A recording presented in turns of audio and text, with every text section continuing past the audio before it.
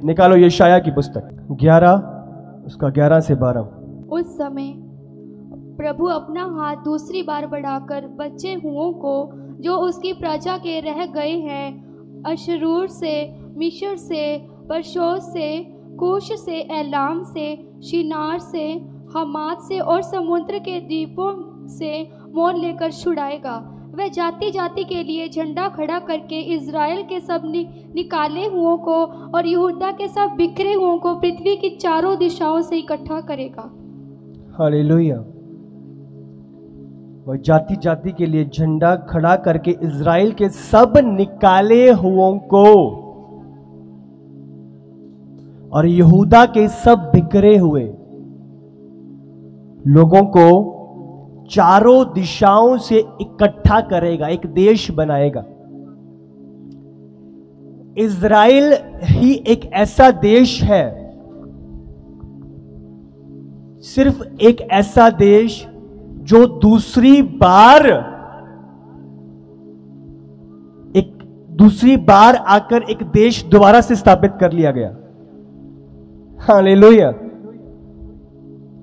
पहले भी इज़राइल एक देश था, एक जगह थी, एक कंट्री था, पर एक समय था कि जब नेबुकदनेस्सर के समय में 579 के टाइम पे 579, आपको पता है जब बेबीलोन का राजा आया, बेबीलोन ने चढ़ाई करी और उस दौरान क्या हुआ कि बेबीलोन के जो लोग थे उन्होंने सारे इस्राएलियों को बंधुआई बना के वहां से निकाल लाए और सारी जो इज़राइल की जगह थी वो उजाड़ दी गई।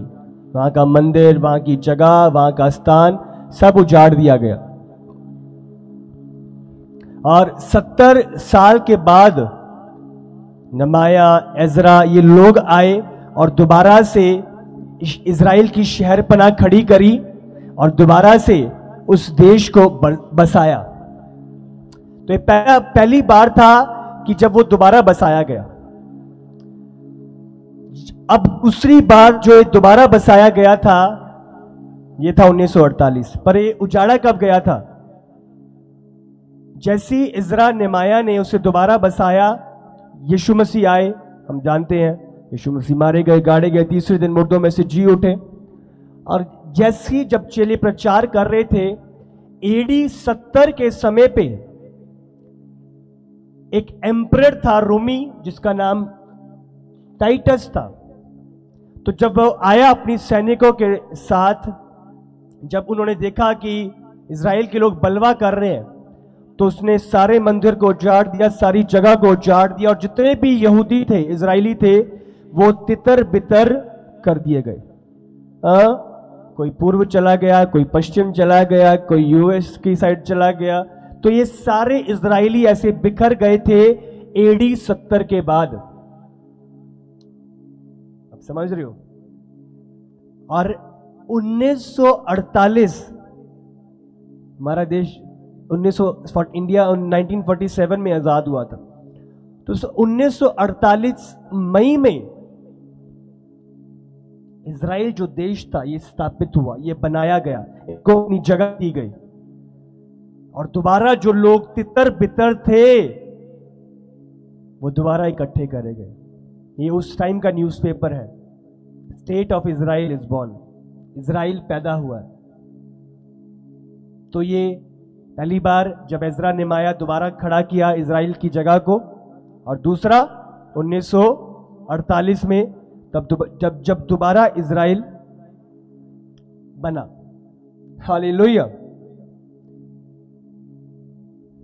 तो सबसे पहला जो 1948 में जो भविष्यवाणी पूरी होनी थी कि वो एक देश होगा, इज़राइल एक देश होगा और मैं अपने लोगों को तितर बितर जो बिखर चुके हैं उनको इकट्ठा करूंगा।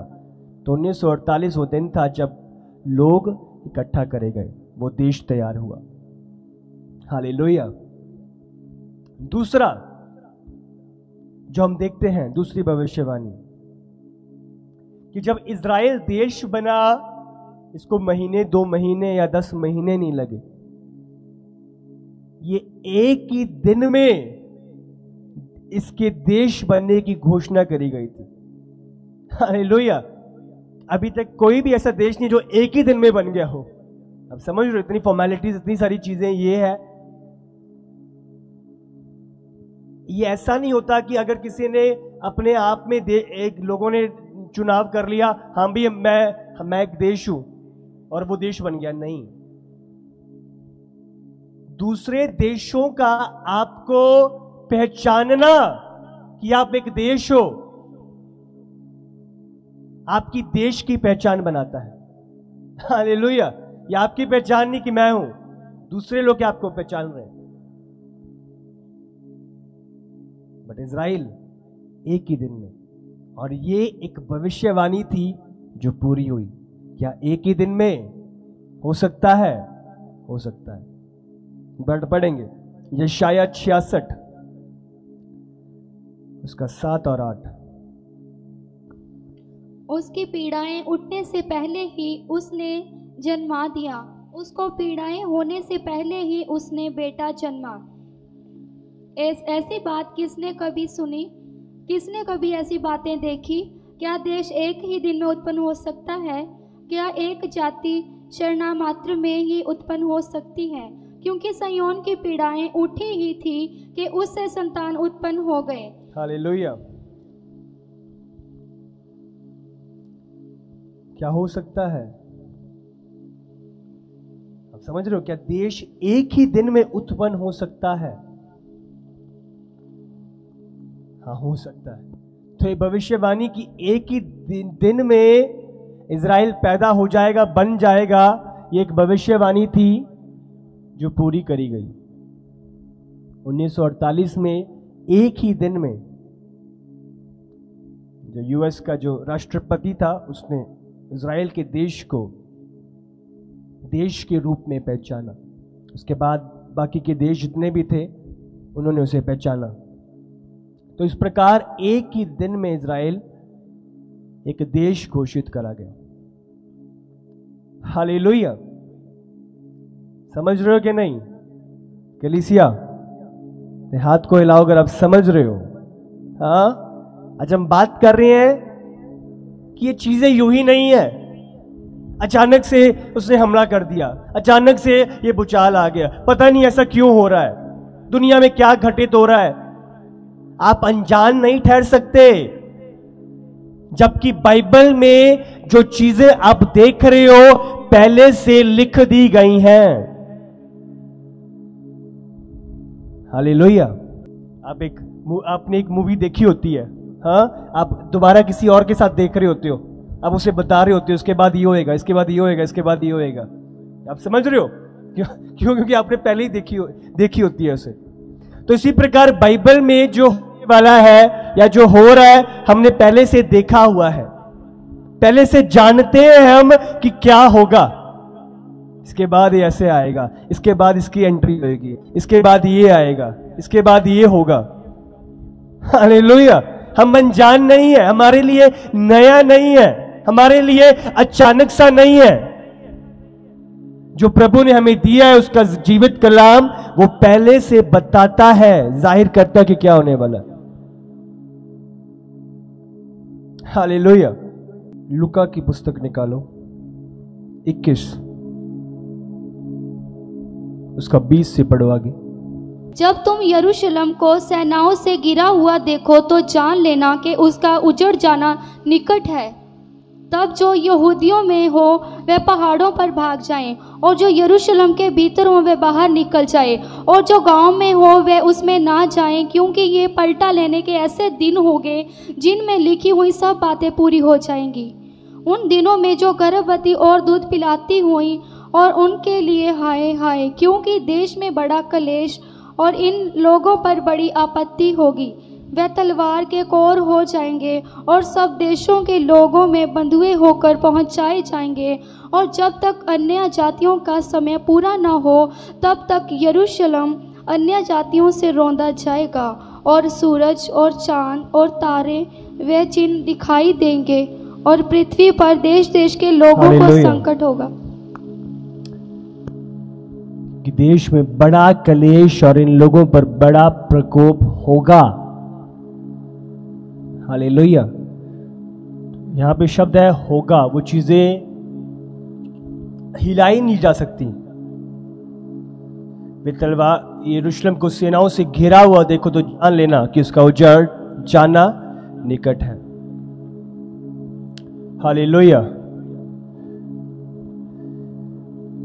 प्रभु का आगमन बहुत निकट है और उसके आने से पहले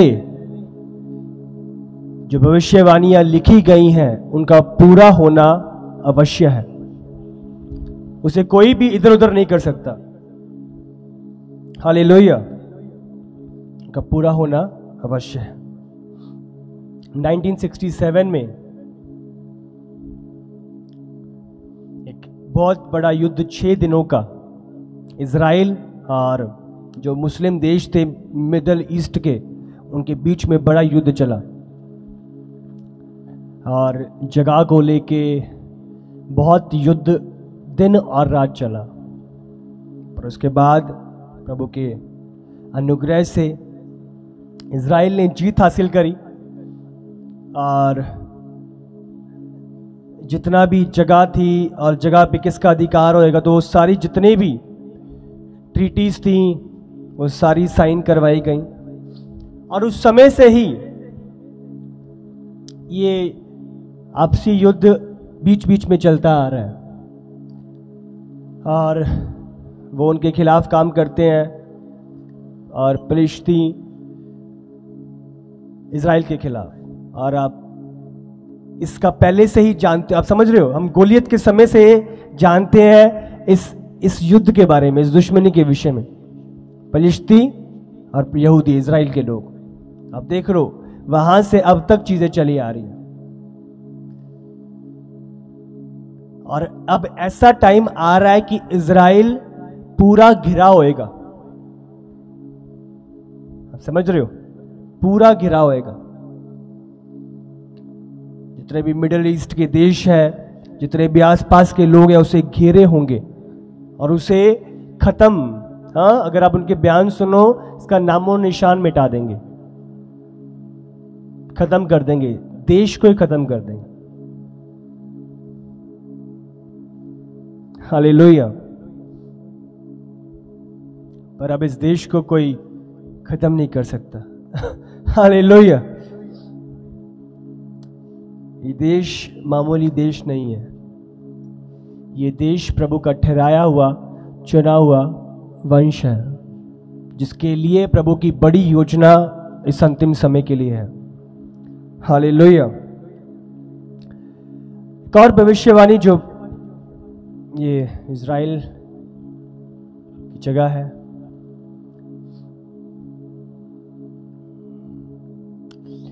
डिटेल में आपको बताऊंगा। इसके अंदर ही एक वेस्ट बैंक की जगह और बहुत सारी चीजें हैं जहां पे लोग दूसरे पर अधिकार इजराइल का है।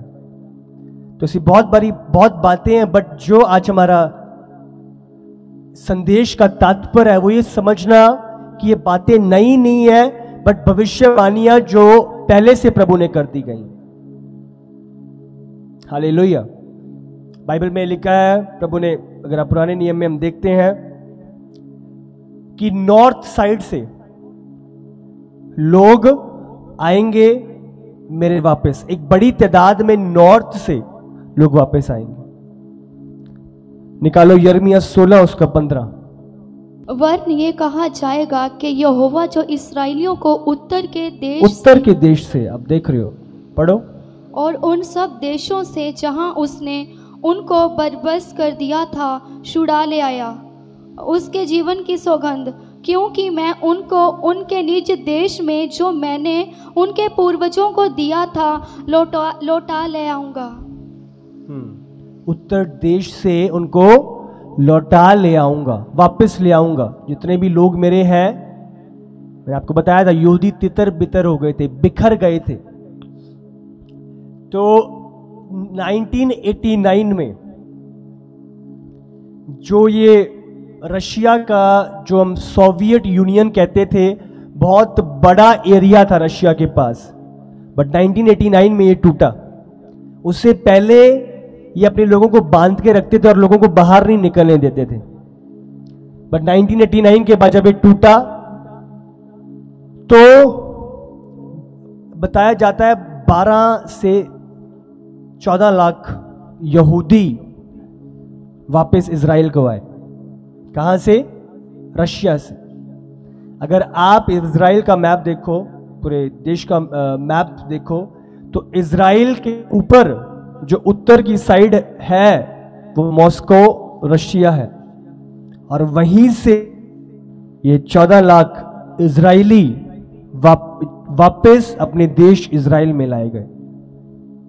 हालेलुया। मैं आपको बता रहा हूं, इतनी डिस्क्रीट, इतनी, आप समझ रहे हो, प्रभु की भविष्यवाणियां आएंगे, कहां से आएंगे, कब क्या होने वाला है, सब कुछ प्रभु ने प्लेनली बता दिया, ताकि हम समझे, जाने और रेडी हो जाएं।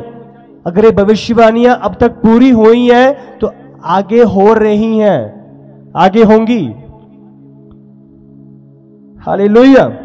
जो ये समुंदर दिख रहा है आपको, जो लेबनान लिखा हुआ है, इसके राइट हैंड पे जो ये येलो है, जो आप देख पा रहे हो, छोटा सा बिल्कुल इतना इजराइल है। मैप में आपको देखना पड़ता है, आपको जूम इन करके देखना पड़ता है, इतना छोटा है इजराइल। आप समझ रहे हो? और इतने बड़े बड़े देश सब इसके खिलाफ हैं, पर फिर भी अपने आप में, आप समझ रहे हो, इतना बड़ा सिस्टम, एंटी डोम सिस्टम जो इसका है, ये सिर्फ प्रभु इनके साथ है, और इसीलिए कोई इनका कुछ बिगाड़ नहीं पाया। प्रभु की सुरक्षा जो इनके साथ है। हालेलुया। तो जैसा इसका एक और वचन भी अगर हम पढ़ें, यिर्मयाह 31 निकालो, इसका 7 और 8, यहां पे भी बाइबल इस बारे में बयान करती है। क्योंकि यहोवा यूं कहता है, याकूब के कारण आनंद से जय जयकार करो, जातियों में जो श्रेष्ठ है उसके लिए ऊंचे शब्द से स्तुति करो और कहो, हे यहोवा, अपनी प्रजा इस्राएल के बचे हुए लोगों का भी उद्धार कर।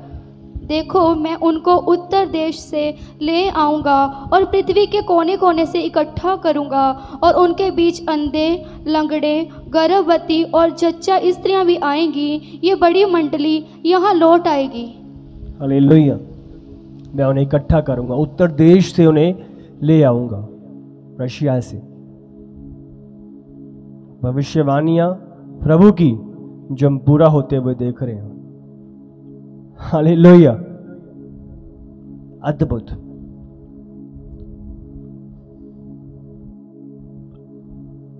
अगला जो प्रभु बयान करता है, बाइबल बयान करती है, जो इस समय में हम जी रहे हैं, इसमें ट्रैवल और ज्ञान बहुत बढ़ जाएगा। इसकी भविष्यवाणी हम दानियल में पढ़ते हैं। निकालो दानियल 12, उसका 1 से लेके 4 तक। दानियल 12। यस। उसी समय मिकायल नामक बड़ा प्रधान, जो मेरे जाति भाइयों का पक्ष करने को खड़ा रहता है, वह उठेगा। तब ऐसे संकट का समय होगा जैसे किसी जाति के उत्पन्न होने के समय से लेकर तब तक कभी ना हुआ ना होगा। परंतु उस समय तेरे लोगों में से जितनों के काम परमेश्वर की पुस्तक में लिखे हुए हैं वे बच निकलेंगे। जो भूमि के नीचे सोए रहेंगे उनमें से बहुत से लोग जाग उठेंगे, कितने तो सदा के जीवन के लिए और कितने अपनी नामधराई और सदा तक अनंत घिनौने ठहरने के लिए। तब सिखाने वालों की चमक आकाश मंडल की सी होगी, और जो बहुतों को धर्मी बनाते हैं वे सर्वदा तारों के समान प्रकाशवान रहेंगे। परंतु हे दानियल, तू इस पुस्तक पर मोहर करके इन वचनों को अंत समय तक के लिए बंद रख। अंत समय के लिए बंद रखा। क्यों बोला बंद रख? क्योंकि उस टाइम पे वो बातें समझ नहीं आनी थी, समझ से परी थी। कैसे होगा? कार्ड सिस्टम, ज्ञान कैसे बढ़ जाएगा? कैसे एक टाइम पे सब लोग एक समय पे देखेंगे? आप समझ रहे हो? ये चीजें उस टाइम पे नहीं समझ आने वाली थी, बट ये अब के लिए प्रभु ने रखी हुई है। पर बता पहले दी थी।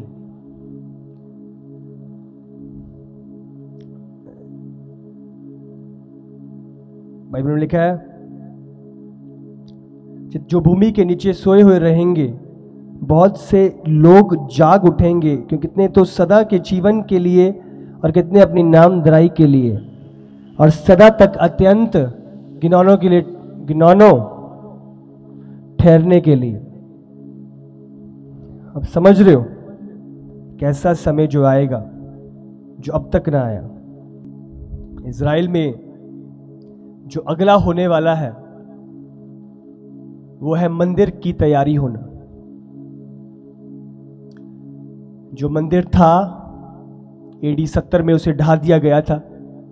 अब एक और मंदिर है जो तैयार होगा इज़राइल के अंदर, और एक ऑर्गेनाइजेशन जो इसकी तैयारी में है, सारी चीज़ें इकट्ठी कर ली गई, और जो स्टैंड है मनोरा का, जितना भी गोल्ड सोना जितना भी कुछ लगेगा टेंपल के लिए, वो सारी चीज़ें इकट्ठी कर ली गई हैं, और सिर्फ परमिशन की देरी है और वो टेंपल बनना तैयार हो जाएगा।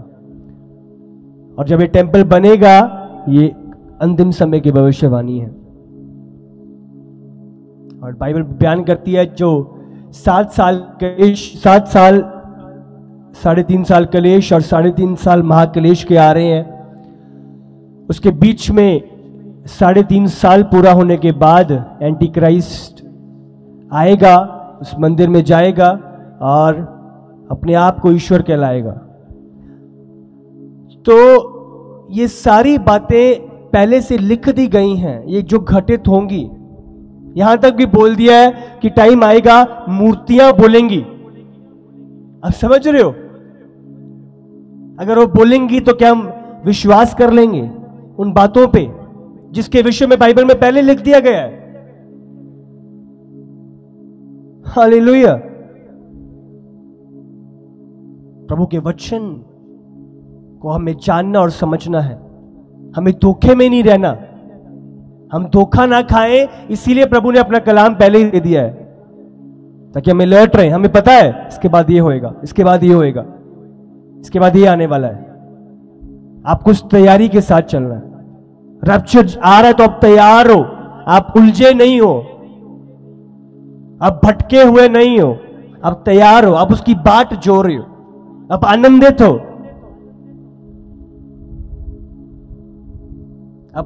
आप लेफ्ट बिहाइंड नहीं हो, आप गॉन अप हो, आप ऊपर जाने वाले हो, पीछे ठहरने वाले लोग नहीं हो। हालेलुया।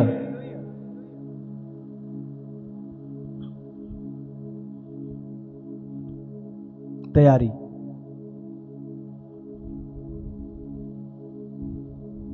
उसके बाद जो आखिरी भविष्यवाणी जो होगा, वो 2 विटनेस, 2 गवाह प्रभु लेके आएगा, इस धरती पे लेके आएगा।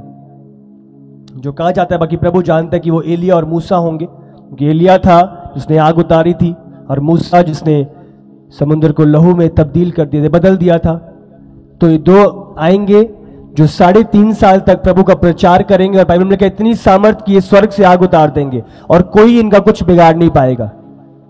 ये 2 गवाह जो प्रभु स्वर्ग से भेजेगा। बहुत लोग कोशिशें करेंगे, बहुत कुछ करेंगे, बट इनका कुछ भी बिगाड़ नहीं पाएंगे। और बाइबल बयान करती है 3.5 साल के बाद एंटी क्राइस्ट इन्हें मारेगा, और 3.5 दिन इनकी जो शव है, इनकी बॉडी है, ऐसी सड़क पे पड़ी होगी।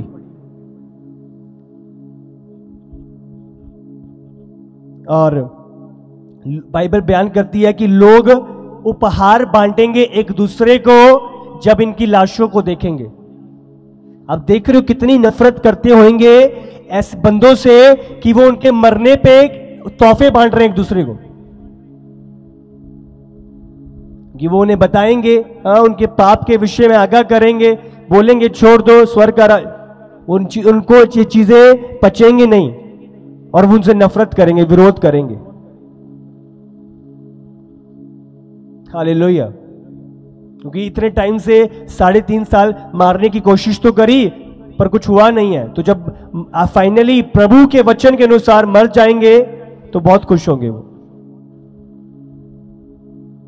पर बाइबल बयान करती है 3.5 दिन के बाद प्रभु दोबारा से उनके अंदर श्वास फूकेगा और वो दोबारा से जीवित हो उठेंगे 3.5 दिन के बाद, और प्रभु दोबारा उनको स्वर्ग में बुला लेगा।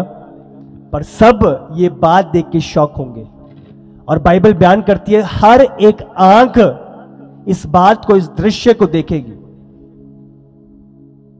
आमीन।